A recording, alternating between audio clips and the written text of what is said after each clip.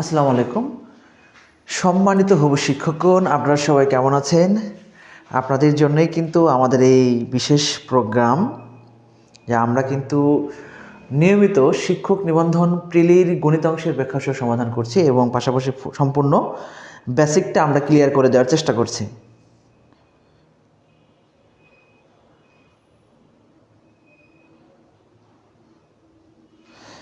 আমরা আজকে আমাদের আলোচনার বিষয় হচ্ছে, আপনারা দেখতে পাচ্ছেন 17তম শিক্ষক নিবন্ধন প্রিলির গণিত অংশের ব্যাখ্যাসহ সমাধান স্কুল লেভেলটা নিয়ে আজকে আমরা আলোচনা করব। সম্পূর্ণ স্কুল লেভেলটা নিয়ে আজকে আমরা আলোচনা করব। দেখেন, স্কুল লেভেলের যে প্রশ্নগুলো হয়, আমরা দীর্ঘদিন কলেজ লেভেলের প্রশ্নগুলো নিয়ে আলোচনা করেছি। আজকে আমরা স্কুল লেভেলের প্রশ্ন নিয়ে আলোচনা করব। আপনারা কে কোথায় থেকে লাইভটি দেখছেন এবং লাইভটি ক্লিয়ার দেখতে পাচ্ছেন কিনা অবশ্যই একটু কমেন্ট করে জানাবেন। দেখি আমরা আমাদের আজকের আলোচনার বিষয়টা শুরু করি। ইতিমধ্যে আমাদের সাথে অনেকেই লাইভে যুক্ত হয়েছেন। হ্যাঁ, আমরা আমাদের আজকের আলোচনার বিষয়টা শুরু করি। আমাদের ইতিমধ্যে জান্নাতুল ফেরদৌস আপনি যোগদান করেছেন, আপনি সালাম জানিয়েছেন। ওয়ালাইকুম আসসালাম। আপনারা সবাই কেমন আছেন? আমরা আজকের আলোচনার যে বিষয়টা দেখেন, আজকের আলোচনার বিষয় হচ্ছে 17তম শিক্ষক নিবন্ধন। 17তম শিক্ষক নিবন্ধনের প্রিলির অংশটা নিয়ে আজকে আলোচনা করব আমরা, যে স্কুল লেভেলটা নিয়ে। 17তম আজকে আমাদের হচ্ছে 17তম এনটিআরসি স্কুল। আচ্ছা, তাহলে এখানে যে প্রশ্নটা দেওয়া আছে, দেখেন সম্পূর্ণ প্রশ্নটা আপনারা ক্লিয়ার দেখতে পাচ্ছেন কিনা। বলছে পিতা এবং পুত্রের বয়সের গড় দেয়া রয়েছে, 6 বছর পরে তাদের বয়সের অনুপাত দেয়া রয়েছে। বর্তমানে বলছে পুত্রের বর্তমান বয়স কত বছর। তাহলে পিতা এবং পুত্রের বয়সের গড় দেয়া রয়েছে। তাহলে পিতা এবং পুত্রের বয়সের যেহেতু গড়টা দেয়া রয়েছে 6 বছর পর, মানে 6 বছর পর তাদের বয়সের এটা সমষ্টি মানে অনুপাত রয়েছে। তাহলে বর্তমানে পুত্রের বয়স কত? তাহলে ইতিমধ্যে আপনারা অনেকেই আমাদের সাথে লাইভে যুক্ত হয়েছেন।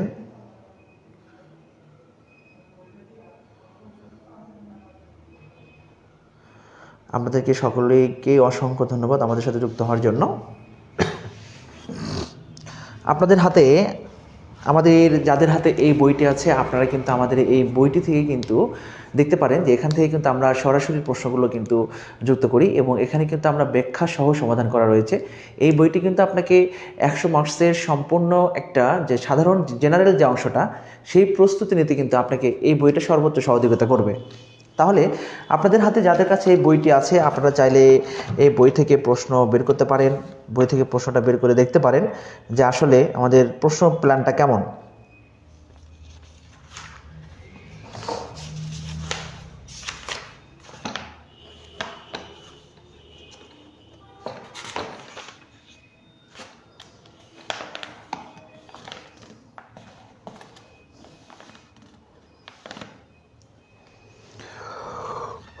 দেখেন, আপনাদেরকে বলি, আমাদের 38 পৃষ্ঠায় দেখতে পারবেন, আপনাদের হাতে যাদের এই বইটা রয়েছে সেখানে 38 পেজে এই প্রশ্নটি রয়েছে। আপনারা একটু খেয়াল করতে পারবেন, 38 পেজে এই প্রশ্নগুলো আপনারা পাবেন।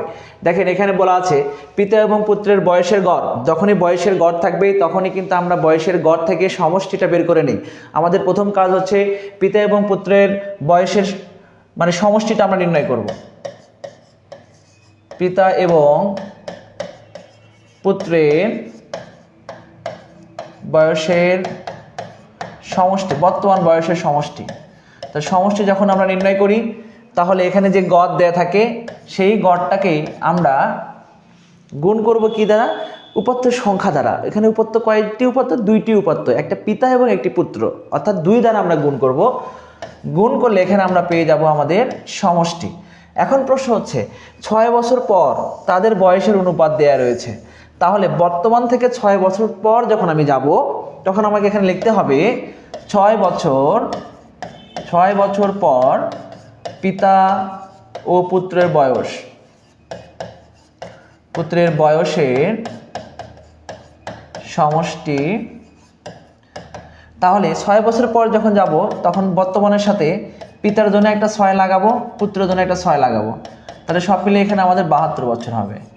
এখন আমাদের এখানে বের করতে বলছে পুত্রের বর্তমান বয়স কত। তাহলে আমরা আগে পুত্রের 6 বছর পর পুত্রের বয়সটা বের করে নিই। তাহলে এখানে 6 বছর পর পুত্রের বয়সটা যখন আমরা নির্ণয় করে নিব, তাহলে 72 এত এর, এখানে দেখেন এখানে পিতা অনুপাত পুত্র, তাহলে এখানে যেটা পুত্রের অনুপাত রয়েছে, পুত্রের অনুপাত দিয়ে হরে লিখব এই দুটা অনুপাতের যোগফল, 72 গুণ 6, 6 দ্বারা কেটে দিব, তাহলে এখানে 12 বছর। এই যে খেয়াল করুন 12 বছর, অর্থাৎ 6 বছর পর পুত্রের বয়স হয়েছে 12 বছর। আমাদের বের করতে বলছে বর্তমানে পুত্রের বয়স কত, তাহলে বর্তমান বয়সটা অবশ্যই 6 বছর থেকে পিছিয়ে আসবে। তাহলে এখানে আমরা যদি লিখি বর্তমানে পুত্রের বয়স, এখান থেকে 12 থেকে 6 বাদ দিব, দিলেই আমাদের এখানে 6 বছর বের হয়ে যাবে। এই যে, তাহলে এইটা হচ্ছে আমাদের 6 বছর মানে বর্তমানে পুত্রের বয়স। তাহলে আমি আপনাদেরকে বিষয়টা আরও একবার ক্লিয়ার করে দিচ্ছি। আমাদের প্রশ্ন বলা রয়েছে পিতা এবং পুত্রের বর্তমান বয়সের গড় দেয়া রয়েছে, 6 বছর পর পিতা এবং পুত্রের বয়সের একটা অনুপাত দেওয়া রয়েছে, বলছে পুত্রের বর্তমান বয়স নির্ণয় করো। তাহলে যেহেতু অনুপাতটা 6 বছর পর, সুতরাং আমাদের 6 বছর পর পিতা এবং পুত্রের বয়সের সমষ্টিটা বের করতে হবে। তাহলে যখন আমরা গড় দেয়া থাকে, গড় থেকে যখন আমরা সমষ্টি নির্ণয় করি, তখন আমরা গড়কে উপত্য সংখ্যা দ্বারা গুণ করি। সরাসরি গড়কে আমরা উপত্য সংখ্যা দ্বারা গুণ করি, এটা আপনারা জানেন। কারণ হচ্ছে কি, গড় সমান আমরা লিখি হচ্ছে যে উপাত্তগুলোর সমষ্টি ভাগ উপাত্ত সংখ্যা।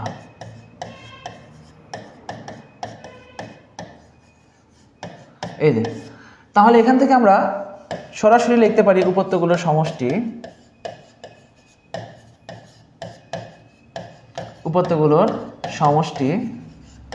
এই যে আমরা এই গড়টাকে কিন্তু সরাসরি উপাত্ত সংখ্যা দ্বারা গুণ করতে পারি। এই যে গড় ছিল এখানে 30, উপাত্ত সংখ্যা 2, এই যে 60 বছর। তাহলে পরে বলতে 6 বছর পর তাদের বয়সের অনুপাত, অর্থাৎ বর্তমানের সাথে 6 যোগ করতে হবে। শুধু একটা 6 যোগ করলে হবে না, পিতার বয়সের জন্য 6 যোগ করতে হবে, পুত্রের বয়সের জন্য 6 যোগ করতে হবে। তারপর আমরা আমাদের কাঙ্ক্ষিত মানটা পেয়েছিলাম। পরবর্তী প্রশ্ন দেখেন, ইতিমধ্যে আপনারা অনেকেই যুক্ত হয়েছেন, আপনাদেরকে সকলকে অসংখ্য ধন্যবাদ। আরজিনা বেগম, আপনিও যুক্ত হয়েছেন, আপনাকে অসংখ্য ধন্যবাদ। রিজওয়ান আলী, আপনার উত্তর সঠিক হয়েছে। জান্নাতুল ফেরদৌস, আপনার উত্তর সঠিক হয়েছে। আপনাদের সকলকে অসংখ্য ধন্যবাদ। আমরা কিন্তু পরবর্তী প্রশ্ন নিয়ে আলোচনা করব এখন। পরবর্তী প্রশ্ন দেখেন, 5টি ঘন্টা একত্রে বেজে যথাক্রমে 3, 6, 9, 12, 15 সেকেন্ড অন্তর বাজতে লাগলো। কতক্ষণ পর ঘন্টাগুলো পুনরায় একত্রে বাজবে? আমি আপনাদের বলেছিলাম যে লসাগু এবং গসাগুটা আমাদের জন্য অত্যন্ত গুরুত্বপূর্ণ একটি পর্ব, যে লসাগু এবং গসাগু থেকে আমাদের প্রশ্ন আসে। তাহলে আপনারা মনে রাখবেন, যখন কোনো ঘন্টা মানে কত সময় পর একত্রিতভাবে বাজবে, এই টাইপের যে প্রশ্নগুলো আসে, এই ক্ষেত্রে আমাদের অবশ্যই লসাগু নির্ণয় করতে হবে। যেহেতু এখানে সেকেন্ড দেয়া রয়েছে, আমরা এখানে প্রথমে এখানে যে মানগুলো রয়েছে 3, 6, 9, 12, 15, এটার আমরা 3 দ্বারা ভাগ করলাম। তাহলে এখানে যায় 1, এখানে 2, 3 3 9, 3 4 12, 3 5 15। এখন এখান থেকে আমরা 2, তাহলে 1, এখানে 1, 3, 2, 5।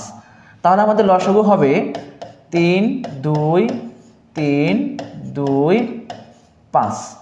তাহলে এখান থেকে আমরা পাবো হচ্ছে 6, 3 6 18, 18 দুগুণে 36, 5 দুগুণে 10, 3 10 30, 30 দুগুণে 60, 3 6 18, 180 সেকেন্ড। তাহলে খেয়াল করুন, এখানে কি কোনো 180 সেকেন্ড দেয়া আছে? দেয়া নেই। তাহলে আপনাকে ভাবতে হবে, যেহেতু 180 সেকেন্ড নেই, সুতরাং আমাকে মিনিটে কনভার্ট করতে হবে। মিনিটে কনভার্ট করতে গেলে আমরা সরাসরি এই 180কে আমরা 60 দ্বারা ভাগ করব। ভাগ করলে এখানে আমরা পেয়ে যাব 3 মিনিট। এই যে, তাহলে আমাদের সঠিক উত্তর হবে 3 মিনিট। দেখেন, আপনি যদি লসাগু এবং গসাগুর সম্পূর্ণ বেসিকটা জানেন, তাহলে কিন্তু এই প্রশ্নগুলো কিন্তু আপনারা খুব সহজে সমাধান করতে পারবেন। আর আপনাদের উত্তর সঠিক হচ্ছে ইতিমধ্যে মেহেরুল ইসলাম, আপনার এর আগের উত্তরটি সঠিক হয়েছে। রেজওয়ান আলী, আপনি 3 মিনিট দিয়েছেন, আপনার উত্তরও সঠিক হয়েছে, আপনাকে অসংখ্য ধন্যবাদ। পরবর্তী প্রশ্ন দেখেন, বাপ রে বাপ, এত বড় একটা প্রশ্ন দিয়েছে এখানে।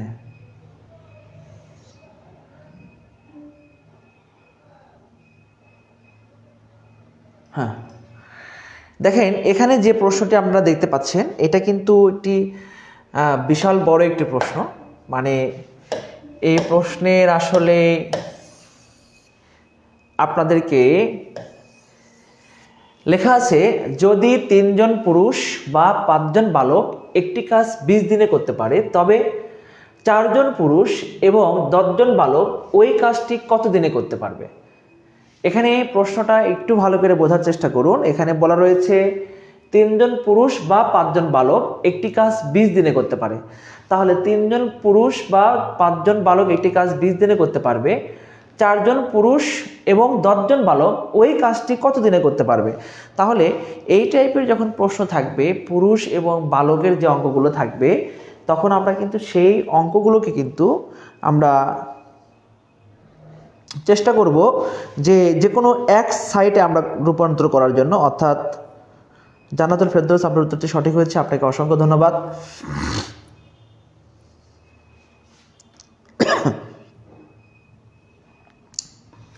দেখেন 3 জন পুরুষ এবং 5 জন বালক একটি কাজ 20 দিনে করবে।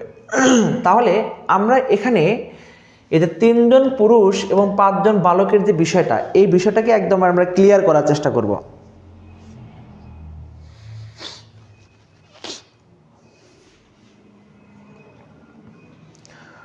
আমরা এটাকে একটু সংক্ষিপ্ত নিয়মও করতে পারি।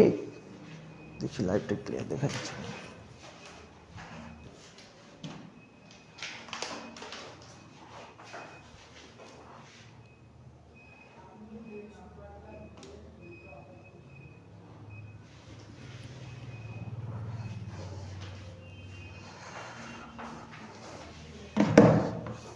আমাদের সাথে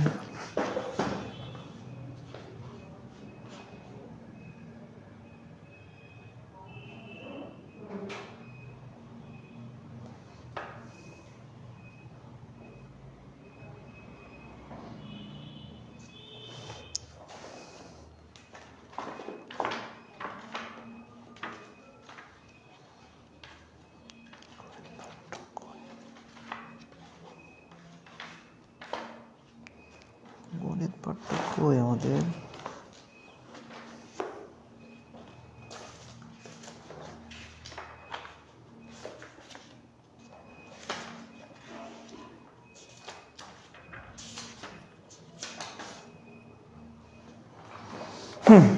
পেয়েছি। দেখেন, দুঃখিত, আমরা এই প্রশ্নে আপনাদের কাছে যাদের আমাদের এই বইটি আছে, এই বইটি যাদের কাছে আছে দেখতে পারবেন এখানে আপনারা 756 পৃষ্ঠা, অর্থাৎ 756 পৃষ্ঠা বের করে দেখেন। এই টাইপের যে অঙ্কগুলো রয়েছে, এই অঙ্কগুলো সমাধান করার জন্য আমরা একটি সংক্ষিপ্ত ওয়ে দিয়েছি যে এই টাইপের এই ক্যাটাগরি যত অঙ্ক রয়েছে, এগুলো অঙ্ক যদি আমরা বিস্তারিত করতে চাই তাহলে আপনার 3 থেকে 4 মিনিট মিনিমাম সময় লাগবে। এই 3 থেকে 4 মিনিট যাতে সময় না লাগে সেই জন্য কিন্তু এটাকে আমরা সহজে করার জন্য একটি সূত্র আপনাদেরকে মানে উপহার দিব আর কি। এই সূত্রের সাহায্যে কিন্তু আপনারা এই অঙ্কটা খুব দ্রুত সময়ের মধ্যে করতে পারবেন। তাহলে এখানে আমাদের বের করতে বলছে প্রয়োজনীয় কাজটি করতে কত দিন লাগবে, মানে দিনের পরিমাণটা বের করতে বলছে। যখন এইরকম কোনো অঙ্ক আপনারা দেখতে পাবেন তখন আপনারা সরাসরি একটি সূত্র ব্যবহার করবেন। সেটা হচ্ছে যে এখানে যে মানটা, যে দিনটা এখানে আমাদের দেয়া থাকবে, এটা লিখব। লেখার পর আমরা এখানে সরাসরি বসিয়ে দিব তৃতীয়। আপনারা এখানে দেখেন, এটা হচ্ছে প্রথম জন, এটা দ্বিতীয় জন, এটা তৃতীয় জন, এটা চতুর্থ জন। আপনারা শুধু এটা ভেবে নেবেন যে প্রথম, দ্বিতীয়, তৃতীয়, চতুর্থ জন, এটা আপনারা ভেবে নেবেন যে লোক সংখ্যা। তাহলে আমরা এখানে লিখব তৃতীয় জন ডিভাইডেড বাই প্রথম জন প্লাস চতুর্থ জন ডিভাইডেড বাই দ্বিতীয় জন। মানে এখানে যে লোক সংখ্যাটা এখানে আমাদের রয়েছে, শুধুমাত্র এটা যদি আমরা মনে রাখতে পারি তাহলে কিন্তু এই কাজটি কিন্তু আমরা খুব স্বল্প সময়ের মধ্যে সমাধান করতে পারবো। আমি আপনাদেরকে আবারও বলছি, একটু দেরি হয়ে গেল আমার এই ফর্মুলাটা শুধু বের করে আপনাদের দেখানোর জন্য। আমাদের বইয়ে কিন্তু এরকম অসংখ্য ফর্মুলা দেওয়া রয়েছে, আপনারা কিন্তু এই ফর্মুলাগুলো দিয়ে কিন্তু অনেক সহজেই সমাধান করতে পারবেন। দেখুন এখানে যে মানটা রয়েছে, আমরা মানটা বসিয়ে দিলাম 20, তৃতীয় জনের মানটা এখানে কত দেওয়া রয়েছে 4, প্রথম জনের মান এখানে কত দেওয়া রয়েছে 3, আবার এখানে চতুর্থ জন রয়েছে 10, এখানে রয়েছে কত 5। তাহলে এখানে 20, আমরা এখান থেকে মানটা কিন্তু সঠিকভাবে কিন্তু নির্ণয় করতে পারবো। আর এখান থেকে আমরা সমাধান করব, লসাগু করব। এখানে 3 দেখুন 6, তাহলে 20 গুণ 3 এখানে হবে হচ্ছে 10। এই দেখেন সঠিক উত্তর হবে আমাদের 6। এই যে, তাহলে আপনারা যদি এই সূত্রটা জানেন, দেখেন এই সূত্রটা যদি জানেন যে যখন এরকম পুরুষ এবং বালক এবং যে কোনো পুরুষ এবং মহিলা বা স্ত্রী যখন এরকম টাইপের কোনো কাজের অঙ্কগুলো আসবে, তখন এই অঙ্কগুলো কিন্তু আপনারা এরকম খুব স্বল্প সময়ের মধ্যে সমাধান করার জন্য এই ফর্মুলাটা আপনারা ব্যবহার করতে পারবেন। পরবর্তী প্রশ্ন দেখি।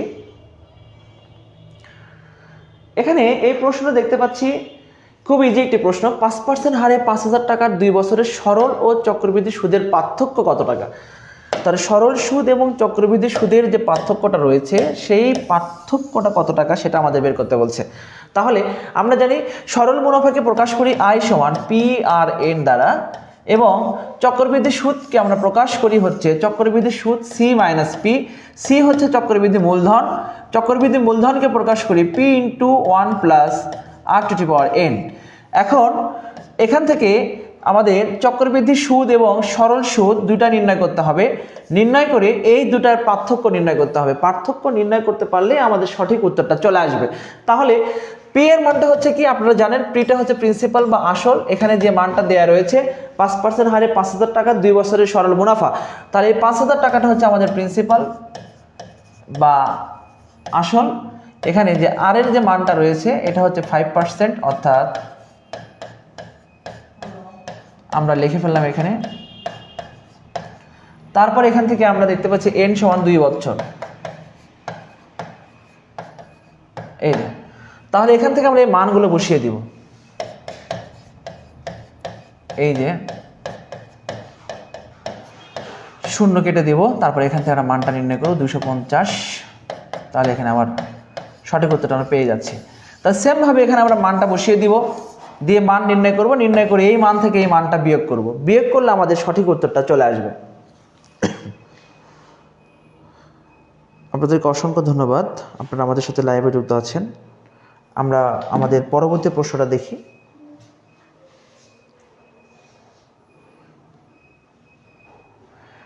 আমি এই প্রশ্ন আপনাদেরকে আর আগেও করেছি, আজকেও করাচ্ছি। দেখেন বলা রয়েছে একটি দ্রব্য বিক্রয় করে বিক্রেতা 10% ক্ষতি হইলে বিক্রয় মূল্য 135 টাকা বেশি হলে বিক্রেতা 20% লাভ হতো। দ্রব্যটির ক্রয় মূল্য কত টাকা?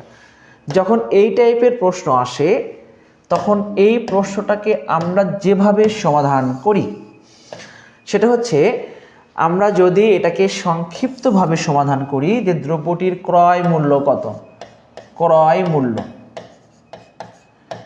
মূল্য, তাহলে এখান থেকে আমরা যেটা বেশির কথা উল্লেখ আছে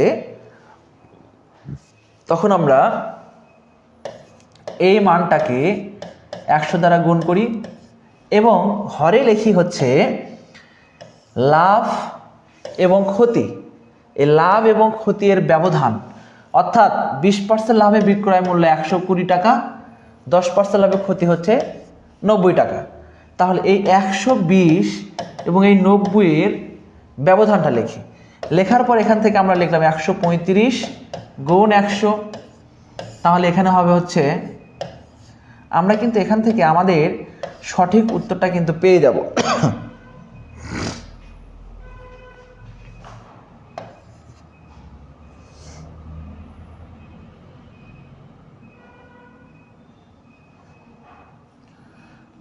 একটু দেখি,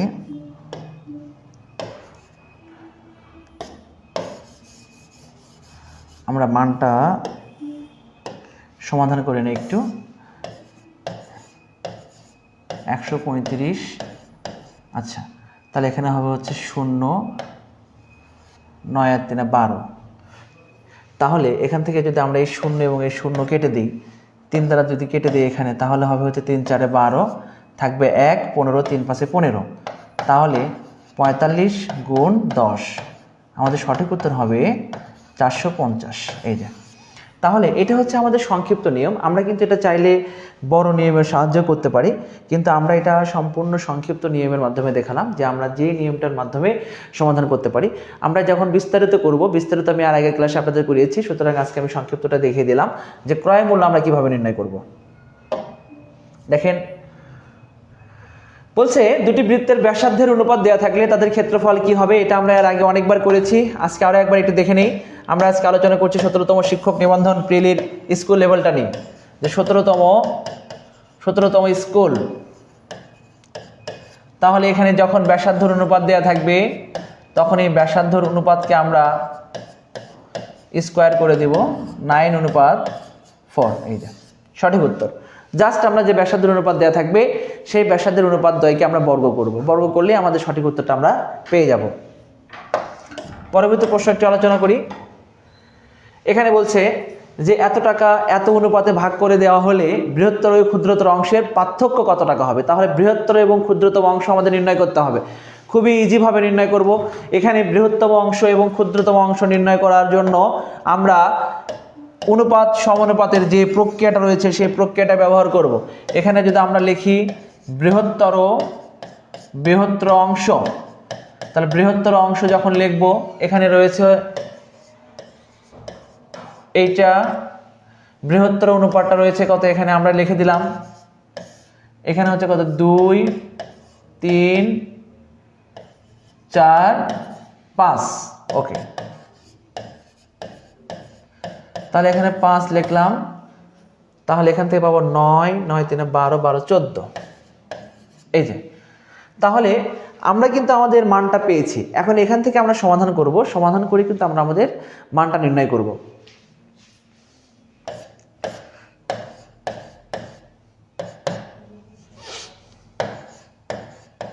এই যে, যখন আমরা ক্ষুদ্রতর অংশ নির্ণয় করব, ক্ষুদ্রতম অংশ, তখন আমাদের এখানে মোট টাকাটা লিখতে হবে। ক্ষুদ্রতম অংশ রয়েছে এখানে 2, এখানে 2। এই যে, তাহলে এখান থেকে আবার সেম ভাবে 700 টাকা আসবে। এই এখন আমরা এই 1400 এবং এই 3500 এই দুটা বিয়োগ করব। বিয়োগ করলে আমাদের সঠিক উত্তরটা আমরা পেয়ে যাব, কারণ আমাদের পার্থক্য নির্ণয় করতে বলছে। আমরা পার্থক্য নির্ণয় করতে বলছে, আমরা সঠিক উত্তরটা পেয়েছি। এই যে 2100 টাকা। তাহলে এই প্রশ্নগুলো কিন্তু খুব সহজ, আপনারা কিন্তু এই প্রশ্নগুলো খুব সহজেই সমাধান করতে পারেন।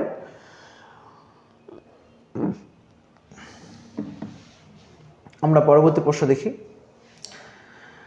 গতকাল বলেছিলাম আপনাদের জন্য সূচকীয় লগারিদম থেকে একটি ছোট লেকচার নেব, কিন্তু আসলে স্লাইডটা রেডি করা হয়নি, এই জন্য নেওয়া হয়নি। আগামীতে অবশ্যই আমি সূচকীয় লগারিদম থেকে একটি সুন্দর একটি ক্লাস আপনাদেরকে উপস্থাপন করবো ইনশাআল্লাহ।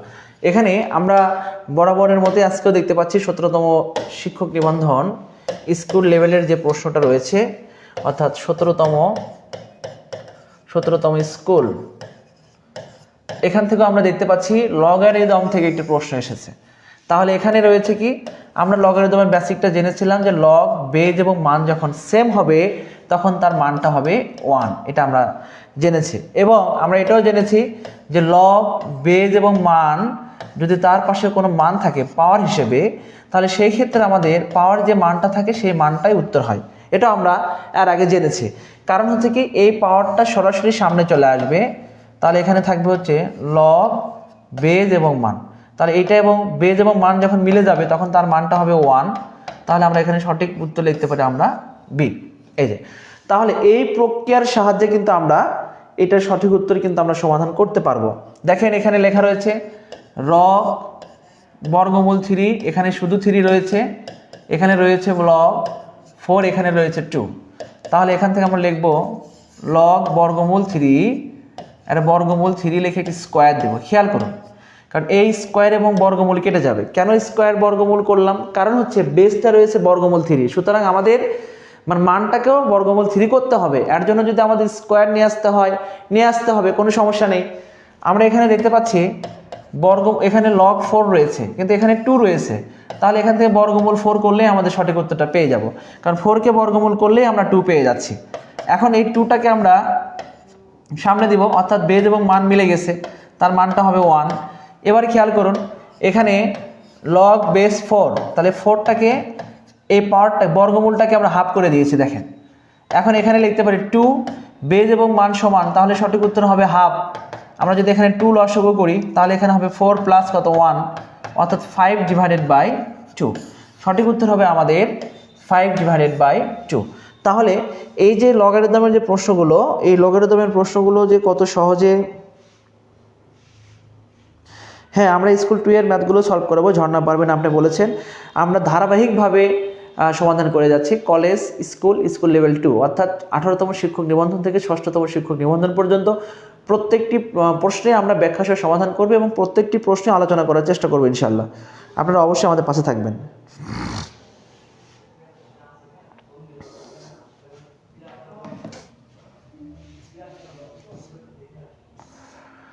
এখানে বলছে অর্ধবৃত্তস্থ কোণ এক সমকোণ, এটা আপনারা প্রত্যেকে জানেন, এটা জানানোর কোনো প্রয়োজন নেই। এখানে একটা মান নির্ণয় করতে বলছে, দেখেন এই মানটা আমরা সহজে নির্ণয় করার চেষ্টা করি।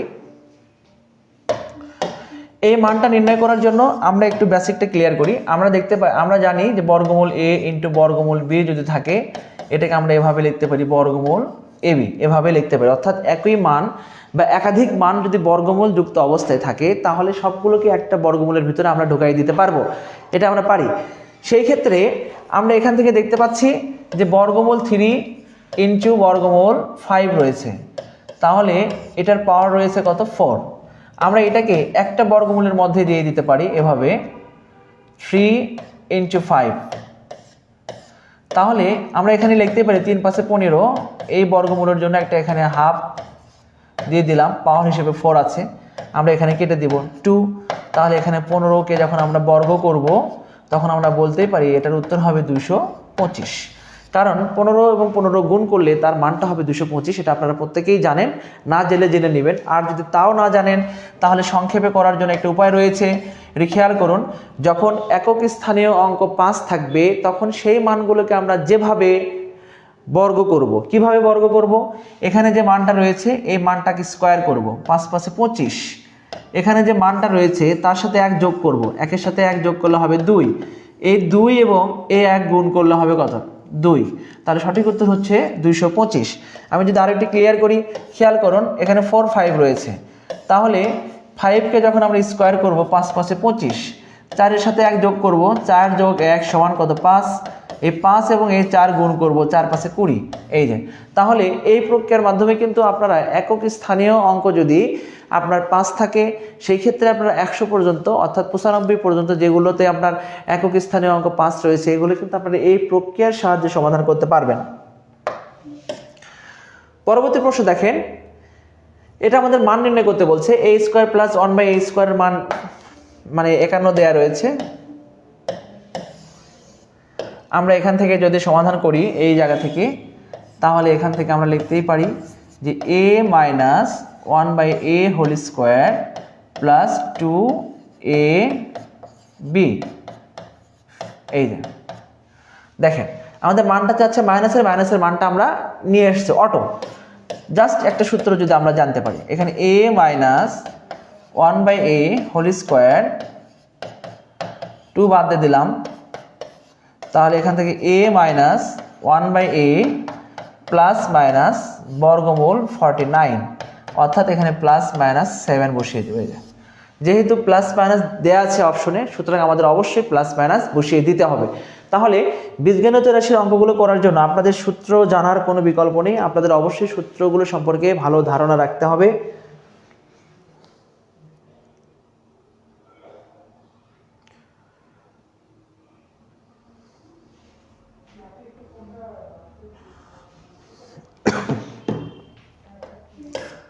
পরবর্তী প্রশ্ন দেখেন, এখানে আমরা দেখতে পাচ্ছি x এর মান নির্ণয় করতে বলছে। আমরা x এর মানটা নির্ণয় করব। দেখি x এর মানটা কিভাবে নির্ণয় করা যায়, একটু খেয়াল করবেন। যদি a - b থাকে, এটাকে যদি আমরা b - a করি তাহলে একটা ইনভার্স আসবে। আমি আবারও বলছি, যদি a - b থাকে, এটাকে যদি আমরা b/a করি তাহলে একটা ইনভার্স আসবে। কেন একটা ইনভার্স আসবে এটি খেয়াল করুন। ইনভার্স অর্থ হচ্ছে কি, আমরা জানি a ইনভার্স 1/a, অর্থাৎ ব্যস্ত অনুপাতের মান। তাহলে 1/b/a, এটাকে যখন আমরা উল্টিয়ে দিব তখন আবার পুনরায় a/b আসবে। জাস্ট এই ব্যাপারটুকু জানবেন যে a/b কে যখন আমরা ইনভার্স করব তখন অবশ্যই সেটা মানটা উল্টে যাবে। তাহলে এখন এটা কেন করছি, কারণ হচ্ছে এখানে রয়েছে a/b x - 3, আবার এখানেও আমরা যদি a/b করি তাহলে একটা মাইনাস আসবে এবং পাওয়ার যে মানটা রয়েছে সেই মানটা সেম থাকবে, জাস্ট এটা মাইনাস আসবে। এখন বেসগুলো যখন সেম হবে, এই বেসটা এবং এই বেসটা সেম, দুটো বেস বাদ, তাহলে x - 3 এখানে -x, মাইনাস দ্বারা গুণ করলে এখানে +5। এখন এখানে খেয়াল করুন, x + x, এখানে 5 + 3, তাহলে এখান থেকে আমরা লিখব 2x = 8, অর্থাৎ x এর মানটা আমরা পাবো হচ্ছে সরাসরি 4। এই যে, তাহলে আপনি যদি জাস্ট একটি ফর্মুলা জানেন যে যখন আমরা কোনো মানকে আমরা মানে একটা ব্যস্ত অনুপাতের মানকে আমরা রূপান্তর করব, অর্থাৎ লবকে হরে দিব এবং হরকে লবে দিব, তখন আমরা একটা ইনভার্স নিয়ে আসবো। এটা যদি মনে রাখেন তাহলে কিন্তু এই অঙ্কটা কিন্তু আপনারা সহজে সমাধান করতে পারবেন। আমরা আমাদের আলোচনার এখানে দেখতে পাচ্ছি এই প্রশ্নটা আমি গতকালকেও সমাধান করেছি, আজকেও আমি আপনাদের জন্য এই প্রশ্নের সমাধান করে দিই। সূচক এবং লগারিদম থেকে আপনাদেরকে একটি সহজ উপায় শিখিয়ে দিই। আপনারা নবম ও দশম শ্রেণীর নবম দশম সাধারণ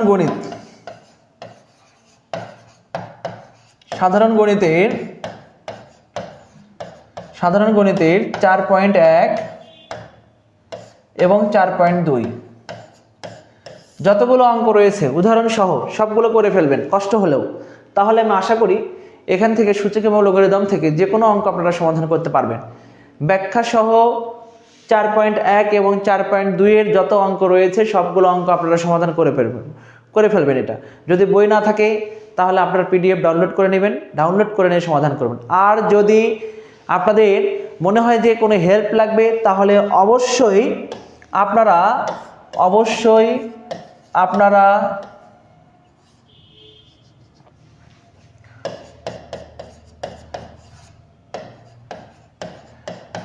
আনোয়ার ইজি ম্যাথ অর্থাৎ আমার ইউটিউব চ্যানেলে আপনারা অবশ্যই যে দেখে আসতে পারেন। নবম এবং দশম শ্রেণীর 4.1 এবং 4.2 এর সম্পূর্ণ লেকচার আমি খুব দ্রুত সময়ের মধ্যে আপলোড করব আপনাদের উদ্দেশ্যে। আচ্ছা, তাহলে এখান থেকে আমরা দেখতে পাচ্ছি যে মানটা দেয়া রয়েছে। এই অঙ্কটা আমরা যদি সমাধান করি, দেখেন এখানে x এর মান, এটা a হবে, x এর মান দেয়া রয়েছে, y এর মান দেয়া রয়েছে, z এর মান দেয়া রয়েছে। ওকে, আমি এখানে লিখি, দেখেন z এর মান দেয়া রয়েছে x⁻c। ওকে, এখন এখানে z, এখন খেয়াল করুন x এর মান কি রয়েছে, x এর ব্যক্তিগত মান, নিজস্ব একটা মান রয়েছে y⁻a, এটার মাথার উপর কি রয়েছে c, এই যে। তাহলে এখানে z সমান y এর পাওয়ার রয়েছে ac। ওকে, আর y এর মান যেটা রয়েছে আমরা এখানে বসিয়ে দিই। এই যে z, এখানে y এর মান রয়েছে z⁻ কত, b, তার মাথার উপর রয়েছে ac। ওকে, তাহলে এখানে z এর মাথার উপর রয়েছে একটা 1, এখানে z এর মাথার উপর রয়েছে কত, a b c। এখন এই z এবং এই z যদি বাদ যায় তাহলে আমরা এখান থেকে পাবো হচ্ছে a b c = কত, 1। এই যে, তাহলে আমরা কিন্তু এখান থেকে খুব সহজে কিন্তু সমাধান করতে পারলাম। এটা অনেক গুরুত্বপূর্ণ প্রশ্ন, শুধুমাত্র শিক্ষক নিবন্ধন পরীক্ষায় না হলে 20 বার এসেছে এই প্রশ্নটা, শুধুমাত্র শিক্ষক নিবন্ধন পরীক্ষায়। তাহলে ভাবেন যে এই প্রশ্নটা আরো কত কত জায়গায় এসেছে। আমরা পরবর্তী প্রশ্ন দেখি। এখানে বলছে তিনটি বাহুর দৈর্ঘ্য সেন্টিমিটারে দেওয়া হলে কোনটি দ্বারা ত্রিভুজ অঙ্কন করা সম্ভব। আপনাকে জানতে হবে ত্রিভুজের যে কোনো দুই বাহুর যোগফল তৃতীয় বাহু অপেক্ষা বৃহত্তর হতে হবে। একটা ত্রিভুজ তিনটি বাহু দ্বারা ত্রিভুজ গঠন করার শর্ত হচ্ছে ত্রিভুজের যে কোনো দুই বাহুর যোগফল অর্থাৎ এ বি সি, তাহলে অবশ্যই আপনার যে কোনো দুই বাহু A B plus B C is greater than A C. আবার বলতে পারি A B plus A C is greater than B C. আবার আমরা বলতে পারি A C plus B C is greater than A B. অর্থাৎ যে কোনো দুইটি বাহুর যোগফল তৃতীয় বাহু অপেক্ষা যদি বৃহত্তর না হয় তাহলে ওই তিনটি বাহু দ্বারা ত্রিভুজ গঠন করা সম্ভব নয়। অবশ্যই যে কোনো দুই বাহুর যোগফল তৃতীয় বাহু অপেক্ষা বৃহত্তর হইতে হবে, তাছাড়া ত্রিভুজ গঠন করা সম্ভব নয়। এই ক্ষেত্রে লেখা আছে 2, 5, 8। এখানে খেয়াল করুন 2 এবং 5 যোগ করলে হয় 7, যেটা 8-এর চাইতে ছোট, প্রথমেই বাদ, এটা নিয়ে আর কোনো কাজই নাই। এখানে খেয়াল করুন যে 5 এবং 4 যোগ করলে হবে 9, যেটা 9-এর সমান, সুতরাং এটা নিয়েও কোনো কাজ নাই, এটাও হবে না। তাহলে এখান থেকে যে বিন্দুগুলো আমরা দেখতে পাচ্ছি, যে বাহুগুলো দেখতে পাচ্ছি আমরা, তা 3 + 4 = 7 ইজ গ্রেটার দেন 5। আবার যদি আমরা এখানে 4 + 5 নেই, 4 + 5 = 9 ইজ গ্রেটার দেন 3। তারপর যদি আমরা এখানে 3 + 5 নেই, তাহলে হবে এখানে 3 এবং 5, এখানে হবে 8 ইজ গ্রেটার দেন 5। তাহলে তিনটি শর্তই ফলো করতেছে। তাহলে সুতরাং আমাদের 3, 4 এবং 5 নিয়ে এই তিনটি বাহুগুলো নিয়ে আমরা এই তিনটি বাহু দ্বারা একটা ত্রিভুজ গঠন করতে পারি। তাহলে যে কোনো ক্ষেত্রে এই শর্তটা মনে রাখবেন যে একটি ত্রিভুজ গঠন করতে চাইলে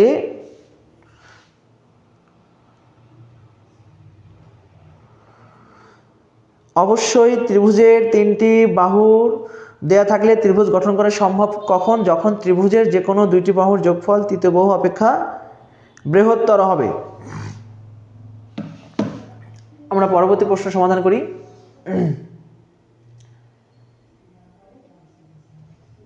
আজকের আলোচনা শেষ করব আজকের প্রশ্নটি দিয়ে। আপনাদের সকলকে অসংখ্য ধন্যবাদ এতক্ষণ আমাদের সাথে যুক্ত থাকার জন্য। এখানে লেখা রয়েছে দেখেন, একটি আয়তাকার ঘরের প্রস্থ তার দৈর্ঘ্যের এত অংশ, ঘরটির পরিসীমা দেয়া রয়েছে, ক্ষেত্রফল কত বর্গমিটার। তাহলে আয়তাকার ঘরের প্রস্থ তার দৈর্ঘ্যের এত অংশ, দৈর্ঘ্যের অংশ বলছে। তাহলে দৈর্ঘ্যটাকে যদি আমরা এখানে দৈর্ঘ্যটাকে এক্স ধরে নেই, যেহেতু মিটার রয়েছে, তাহলে এখানে প্রস্থটাকে আমরা অবশ্যই যেহেতু অংশ বলছে তাহলে 2x/3 এত মিটার। এখন এখানে পরিসীমা দেয়া রয়েছে। আপনারা জানেন যে আয়তাকার ক্ষেত্রের পরিসীমা সমান আমরা লিখি হচ্ছে 2 * দৈর্ঘ্য যোগ প্রস্থ, দৈর্ঘ্য যোগ প্রস্থ। তাহলে এখান থেকে আমরা 3 যদি লসাগু করি তাহলে 3x প্লাস কত 2x, এখানে 20। তাহলে এখান থেকে আমরা পাবো হচ্ছে 5x, আমরা এই 2 দ্বারা ভাগ করেছি। 5x = 20 × 3, 3 × 20 = 60। তাহলে x সমান হচ্ছে 12। x এর মান পেয়েছি আমরা। তাহলে x টা হচ্ছে কি দৈর্ঘ্য, দৈর্ঘ্য আমরা বসিয়ে দিলাম। তাহলে এখানে 2 × 12/3, 2 তাহলে এখানে হবে 8। এই যে পেয়েছি, দেখেন দৈর্ঘ্য এবং প্রস্থ আমরা পেয়েছি। এখন ক্ষেত্রফল দৈর্ঘ্য এবং প্রস্থের গুণফল 12 এবং 8 গুণ করলে আমাদের সঠিক উত্তরটা চলে আসবে। তাহলে এই যে প্রক্রিয়াটা, এই প্রক্রিয়ার সাহায্যে কিন্তু আপনারা খুব সহজে কিন্তু এটাকে কিন্তু সংক্ষেপও করতে পারবেন। আপনারা যদি চান যে যখন কোনো ঘরের একটা আয়তাকার ঘর বা আয়তাকার বাগানের পরিসীমা দেওয়া থাকবে এবং দৈর্ঘ্য অথবা প্রস্থের একটা অংশ দেওয়া থাকবে, তখন কিন্তু আপনারা চাইলে খুব সহজে কিন্তু এটাকে আপনারা নির্ণয় করতে পারবেন যে মানটা আপনারা ধরে নিতে চান। এখানে একটু আপনাদেরকে শিখিয়ে বলি, এটা একটি আয়তাকার ঘরের প্রস্থ তার দৈর্ঘ্যের এত অংশ। তা দৈর্ঘ্যের যে অংশটা বলছে, আমরা কিন্তু চাইলে এই দৈর্ঘ্যটাকে নির্ণয় করতে পারি। এখানে যে পরিসীমা দেয়া রয়েছে এই পরিসীমা লিখে ফেলবো, লিখে এটা 2 দ্বারা ভাগ করব, ভাগ করে একটা ব্র্যাকেট দিব, দিয়ে 1 প্লাস যত অংশ বলছে সেই অংশটা এখানে বসিয়ে দিব। এই যে তাহলে কিন্তু আমরা এখানে আমাদের যে কাঙ্ক্ষিত রেজাল্ট যে 5/3 অর্থাৎ 20, হরের 3টা লবে গুণ হয়ে যাবে। এই যে তাহলে কিন্তু আমরা সংক্ষেপে কিন্তু আমাদের মানটা পেয়ে যাব, দৈর্ঘ্যটা। আর প্রস্থ যেহেতু বলছে, দৈর্ঘ্যের এত অংশ, 12/2/3, তাহলে 3 4 12, এই যে প্রস্থটা পেয়ে যাচ্ছে। দৈর্ঘ্য এবং প্রস্থ কিন্তু আমরা খুব সংক্ষেপে কিন্তু নির্ণয় করতে পারি এইভাবে। তাহলে এইভাবে যদি আপনি সমাধান করতে চান তাহলে কিন্তু খুব সহজেই কিন্তু আপনি সমাধানটা করতে পারবেন। এই জন্য আপনারা চাইলে যদি বেসিকটা আপনার ক্লিয়ার থাকে, বেসিক ক্লিয়ার থাকলে আপনি অবশ্যই খুব স্বল্প সময়ের মধ্যে সঠিক উত্তর বের করতে পারবেন। সবাই ভালো থাকবেন, সুস্থ থাকবেন, দেখা হবে আগামী দিন বাকি অংশ নিয়ে। আল্লাহ হাফেজ।